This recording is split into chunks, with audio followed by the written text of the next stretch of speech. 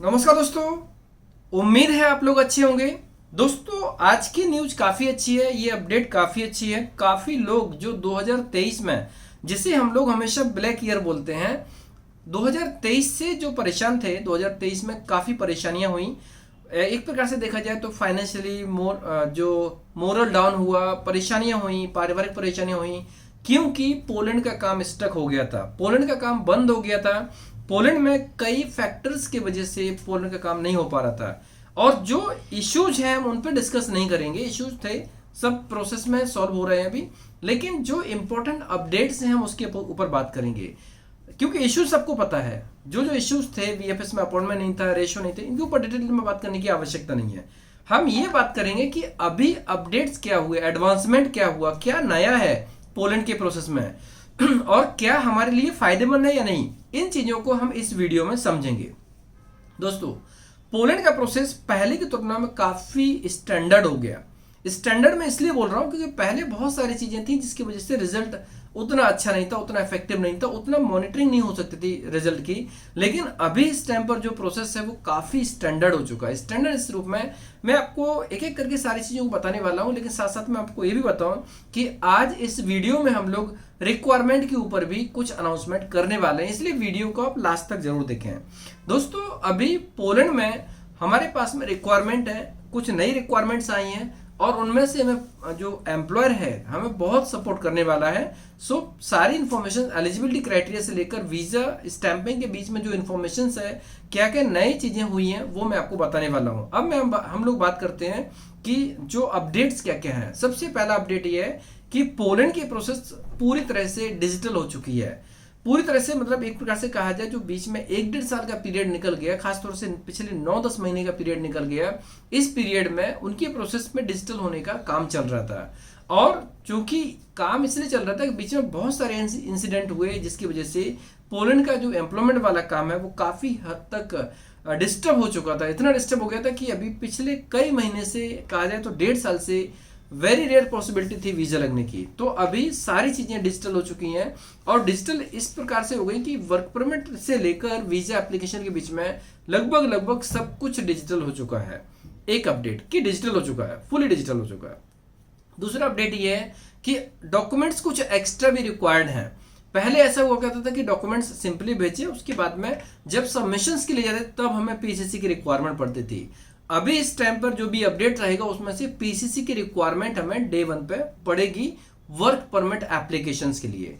मैं आपको दोबारा समझा दूं इस चीज के लिए, क्लियर कर देता हूं इस चीज के लिए। जैसे मान लीजिए अगर किसी कैंडिडेट ने आज अप्लाई किया, उसका 15-20 दिन, 1 महीने में या 1.5 महीने में सिलेक्शन कंफर्मेशन हो गया।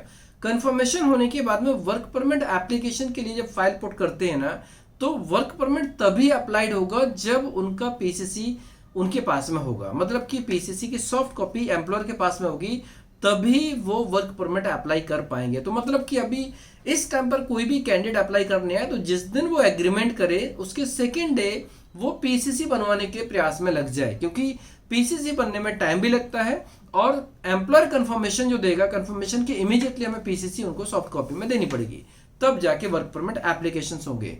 सो ये बहुत इंपॉर्टेंट चीज है, काफी इंपॉर्टेंट है, क्योंकि सबसे इंपॉर्टेंट चीज ये होती है डॉक्यूमेंटेशन जितना स्ट्रांग, जितना क्लियर कट हो जाता है, ये मान लीजिए कि वहां से ऑथेंटिसिटी उतनी ज्यादा बढ़ जाती है। तो डॉक्यूमेंट, एडिशनल डॉक्यूमेंट और क्या क्या चाहिए हमारे पास में, और भी अपडेट आएगा, आपको अपडेट करते रहेंगे। लेकिन फिलहाल के लिए पीसीसी एक बहुत ही इंपॉर्टेंट डॉक्यूमेंट हो चुका है, जो कि पहले वाली प्रोसेस में ऑप्शनल डॉक्यूमेंट था, अभी कंपल्सरी डॉक्यूमेंट हो चुका है। थर्ड अपडेट ये है कि पोलैंड में जब भी कोई नया कोटा निकालना होगा, अभी वहां की एजेंसीज को या वहां के एम्प्लॉयर को एक अलग से प्रोसेस फॉलो करना पड़ेगा। वो प्रोसेस का फॉलो ये है कि पहले उनको लोकल लोगों को हायर करना होगा, या उसके लिए उनको प्रस्तावित प्रोसेस दिखाना पड़ेगा, शो करना पड़ेगा। जैसे मान लीजिए अगर किसी एक कंपनी, एबीसी नाम की कंपनी में 2 लोगों की रिक्वायरमेंट है, तो वो क्या करेंगे, कोई भी सोर्स ऑफ प्रमोशन है, कोई मोड ऑफ प्रमोशन है, जैसे मान लीजिए अगर वो न्यूज़पेपर में डालते हैं, सोशल साइट पर डालते हैं, खुद की वेबसाइट पर डालते हैं, कहीं पर भी डालें, लेकिन वो एड उनको प्रमोट करना होगा कि उन्हें उनकी ऑफिस में 2 लोगों की रिक्वायरमेंट है। अगर सर्टेन पीरियड में कोई बंदा अप्लाई नहीं करेगा तभी वो फॉरेन वर्कर्स को हायर कर सकते हैं और वहाँ की गवर्नमेंट तभी अलाउ करेगी। ये बहुत इंपॉर्टेंट चीज़ है कि फॉरेन वर्कर के लिए वो तभी हायर कर पाएंगे जब वहाँ से अप्रूवल मिल जाएगा कि आपके लिए कोटा ग्रांटेड हो चुका है। तो ये एक इंपॉर्टेंट चीज़ है। अब यहाँ पर कोई भी एजेंसी बिना मतलब के रिक्रूटमेंट नहीं कर सकती, बिना मतलब के वर्क परमिट्स नहीं निकाल सकती है। 2023 में ये सब ब्लॉक होने का सबसे बड़ा कारण ये है कि बहुत सारी इलीगल एजेंसीज भी थी जो थोक के भाव में वर्क परमिट निकालती थी। अब जहां पर 1000 वर्क परमिट जेन्युइन है वहां पर 10,000 वर्क परमिट आ जाए तो रेशियो तो वैसे ही डाउन हो जाएगा ना। ये एक सबसे बड़ा रीजन था कि 2023 सबके लिए बहुत खतरनाक निकला।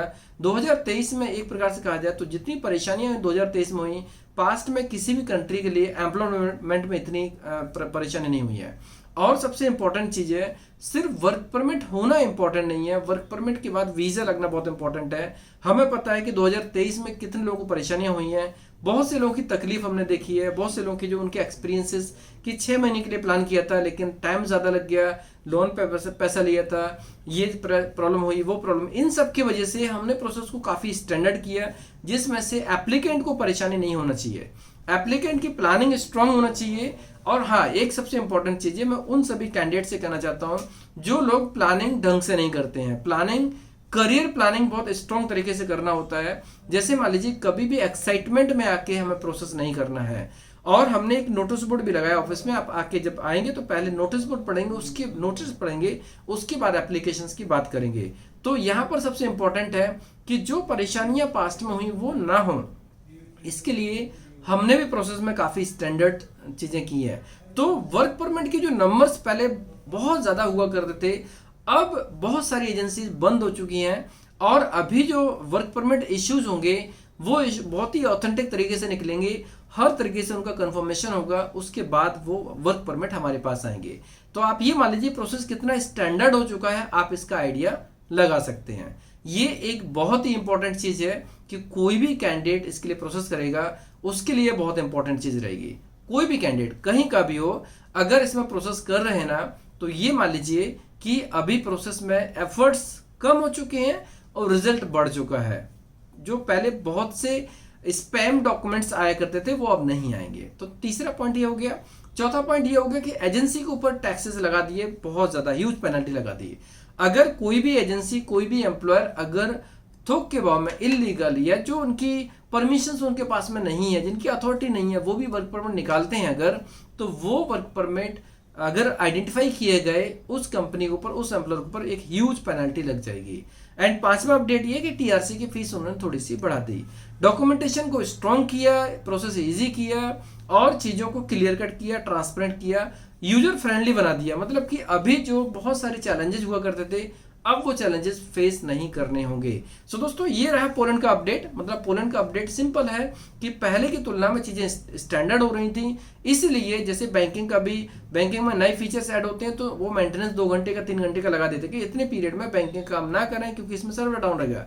इन द सेम वे देखेंगे पिछले 10 महीने में पोलैंड की प्रोसेस डाउन थी, काम नहीं हो रहा था, तो एक प्रकार से ये मेंटेनेंस वाला पीरियड था। इस पीरियड में सिर्फ यही है कि काम नहीं हुआ, लेकिन अगला जो काम होने वाला वो स्टैंडर्ड रूप में होने वाला है, रिजल्ट ओरिएंटेड होने वाला है, कस्टमर ओरिएंटेड, यूजर फ्रेंडली होने वाला है, जो कि काफ़ी हद तक इस अपडेट के बाद हमें भी कॉन्फिडेंस आया कि अब पोलैंड का काम बहुत स्ट्रॉन्ग तरीके से रहेगा। और जो हमारे पास में वीएफएस की प्रॉब्लम्स थी, बहुत सारी चीज़ों के इश्यूज थे, वो नहीं रहेंगे। सो दोस्तों, अपडेट के साथ जैसे मैंने कहा था कि हमारे पास कुछ रिक्वायरमेंट्स भी हैं जिनके ऊपर हम लोग बात करेंगे। तो वो रिक्वायरमेंट ये है, हमारे पास अभी जो रिक्वायरमेंट है 10 लोगों की रिक्वायरमेंट है फैक्ट्री वर्कर के लिए। फैक्ट्री वर्कर मैन्युफैक्चरिंग यूनिट्स में काम करना होगा। फैक्ट्री वर्कर कोई भी मेल फीमेल दोनों अप्लाई कर सकते हैं, मेडिकली फिट, फिजिकल फिट।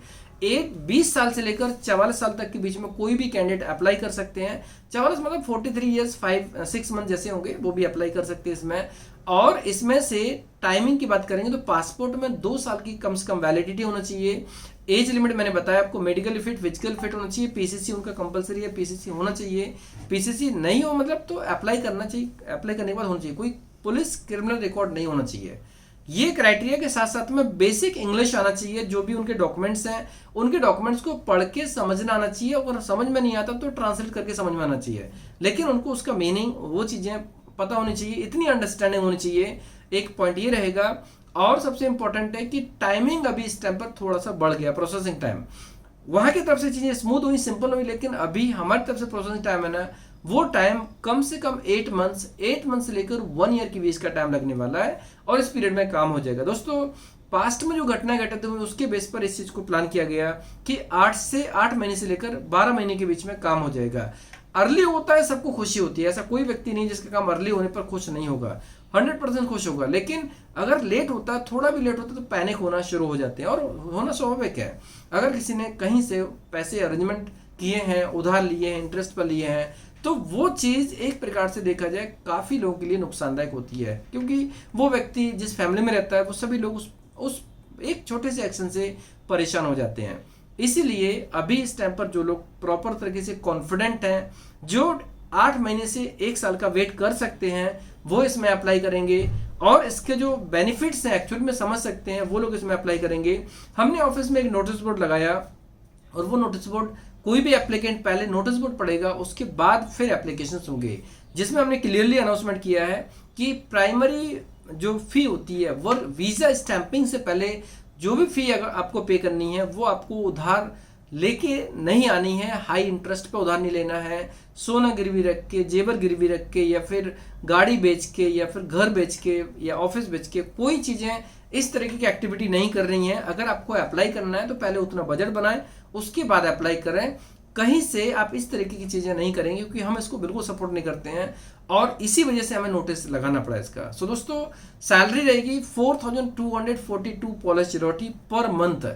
इसमें 8 आवर की ड्यूटी होगी, ओटी अलग से रहेगा, और इसमें से एक वीकली ऑफ होगा, एंड इसमें कॉन्ट्रैक्ट जो होगा वो 2 ईयर 3 ईयर के लगभग का कॉन्ट्रैक्ट होगा। हालांकि 2023 में 1 ईयर के कॉन्ट्रैक्ट बहुत सारे आए थे, लेकिन अभी वहां के एम्प्लॉयर को, वहां के एजेंसीज को, हर किसी को ये पता चल गया कि 1 ईयर का टाइम इनफ नहीं होता है, कई बार एक्सपायर हो जाते हैं पास मिस वर्क परमिट। इसीलिए अभी जो टाइम रहेगा वो कम से कम 2 साल का, नहीं तो 3 साल होने वाला है। इवन हमने कुछ मेरे जो क्लाइंट्स हैं उनसे ये भी सुना है कि जो 5 ईयर का जो वर्क परमिट होता है, हो सकता है कि आगे चलकर 5 ईयर का डायरेक्टली वर्क परमिट आएगा।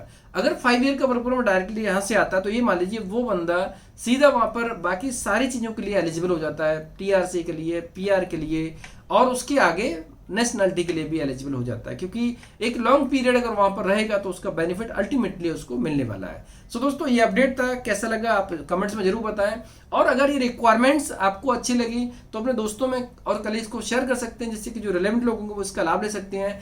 ये अपडेट बहुत ही अच्छा है, क्योंकि काफी लंबे समय से बंद था, और चूंकि बीच में सॉलिड नहीं था, सॉलिड पूरा अपडेट नहीं होने की वजह से हमने इसको वीडियो के माध्यम से नहीं बताया। अभी बीच में ये अपडेट तो 1-1.5 हफ्ते पहले ही पता चल गया था, लेकिन सब कुछ कंप्लीट नहीं था, अब जाके काफी हद तक ये स्टैंडर्ड हुआ।